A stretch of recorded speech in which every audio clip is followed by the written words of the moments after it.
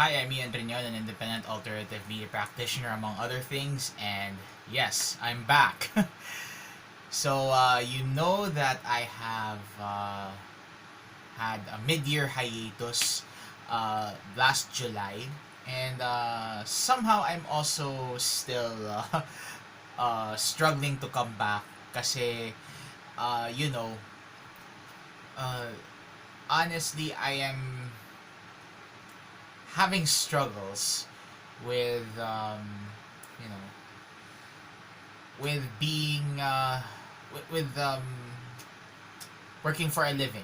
So it's very hard. Life is hard. It really sucks, but I still have to live on. That's for sure. Anyway, wala namang nangyari sa akin na masama aside from uh, being told that some educational institutions would uh, would come back to school in a face-to-face basis. So talagang I'm really struggling on that part. Now, mga kababayan, a lot of things happened last July. I'm actually tempted to go and read the logbook that I have here in the desk. And also, if you notice, there are some changes in the background kasi I have been trying to rearrange some stuff here in Intrepid HQ, specifically here in the workstation. At meron na rin ako ibang mga bagay na hindi man i-dispatcha, kundi itatago ko na in order to uh, have less clutter. Kasi if you notice, it's too cluttery still. So ganun talaga. Anyway, if you notice, I have a coffee mug because I'm recording this at around 7:30 in the morning. And yeah, I guess this is gonna be the first full episode or first formal episode of what I can say is Brewed Banter. Now, I have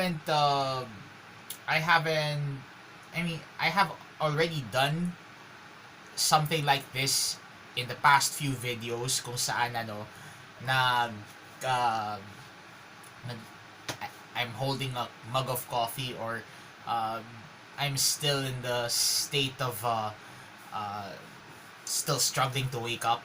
So, ganun talaga. But anyway, before we even get before we even start at nakaka 3 minutes na ako sa video ito, kape tayo. Plus, pandesal.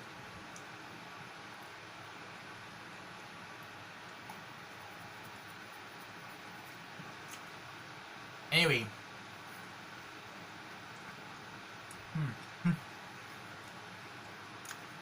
sorry about that. Ito na kasi ang almusal ko kaya it's really something that I have to get into. Now, as you may notice, medyo medyo nag-slim down ako kasi nag-bike ako. As I have noted in my previous video, which is a salty reaction to Mandela Catalog Volume 333, check nyo lang dyan sa taas. Tawag dito, I cycle.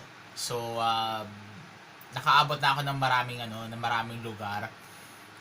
I was actually tempted to vlog all about it. Kaya lang hindi pa oras eh.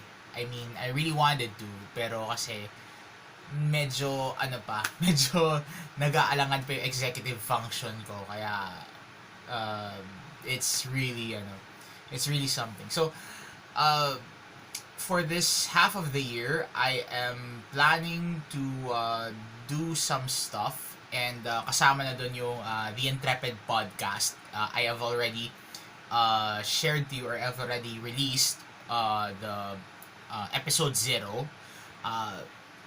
here on YouTube, and I'm also planning to release it also on Podbean and Spotify if the time permits. Pero malamang sa Podbean muna. And then kung medyo tumagal-tagal na, saka ako magsa-Spotify tsaka SoundCloud. So yun. Anyway mga kababayan, I'm having a lot on my plate right now. And bukod sa marami nangyari, we also were shocked a few weeks ago of the death of Fidel Ramos, the 12th president of the Philippines, and the guy who sought to very much have a peaceful country after all the coups d'etat of the 1980s, and also the People Power Revolution of 1986. So it was an enigmatic 1980s, but also a little bit of an emotionally draining one. So talagang emotions run high during Ramos's presidency. And even though there are some who say that Miriam Defensor Santiago should have been the president, I guess it's for the better that FVR became one. Kasi we all know him as a soldier, as chief constable, as in a brief time he became the chief cop, but he's more known for his role in the 1986 revolution, and he was a stern, firm, and stalwart guy. And I really admire his energy. I mean, he's already retired in politics, he's already retired in his military career, pero tuloy-tuloy pa rin siya.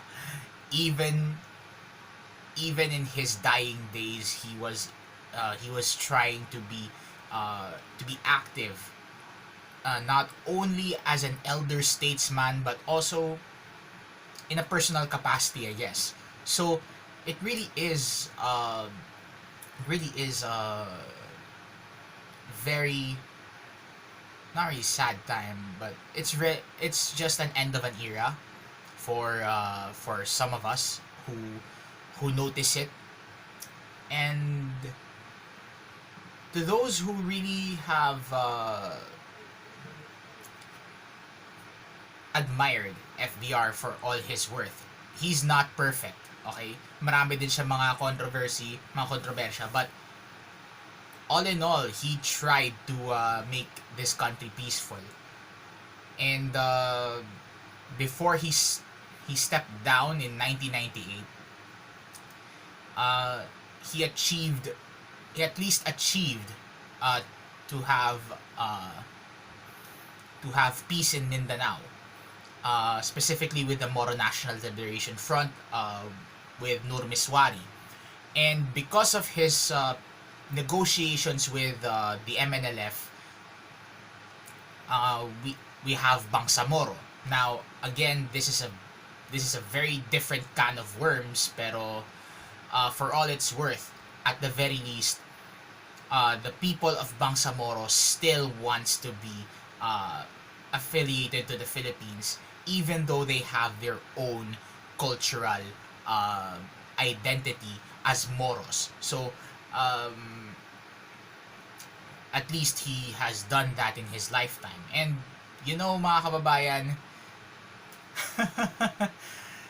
the fact that I was born in 92 and wala pa talaga akong kamuwang-muwang, I do understand now the legacy that he has left us. And I will never ever see this sign different again, because this is basically his his favorite sign. Thumbs up, let's do this, kaya natin to. And I think that's the legacy that he wants to leave us. Kumbaga, how do I say this? uh,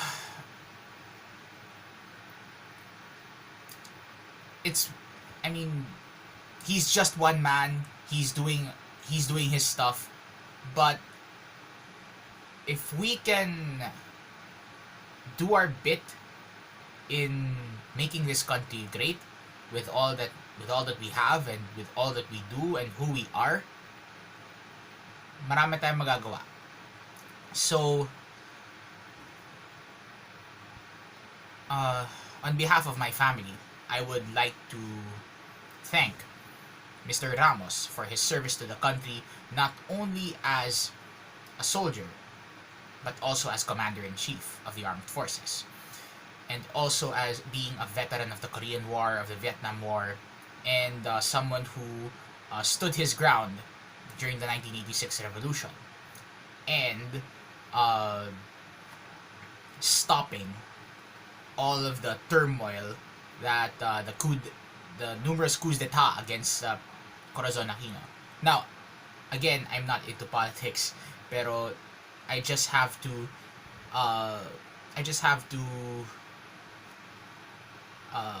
state the fact that FDR was one of the best presidents that we ever had, and it's such a shame that he's gone.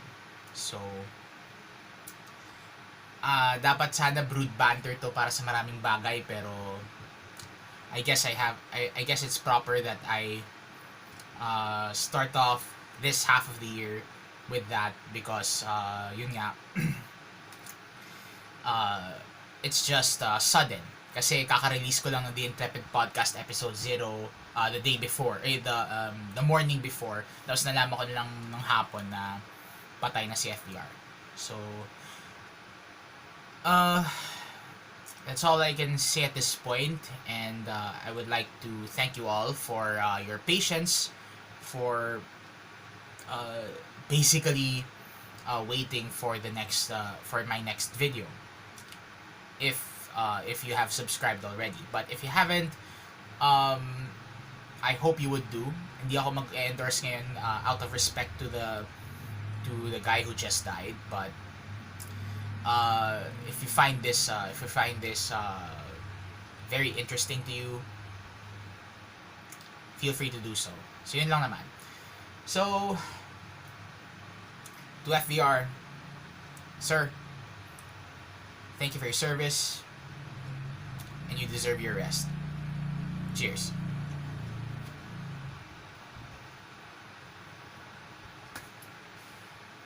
And I guess that's it. With all that said, this is Intrepid Ian Riñon, reminding you to, at all times, now more than ever, be the salt of the earth and the light of the world. Until then, look alive, stay alive, be kind to yourself and each other, and as always, thank you for watching. And see you next time, alright? From Intrepid HQ, Ian out.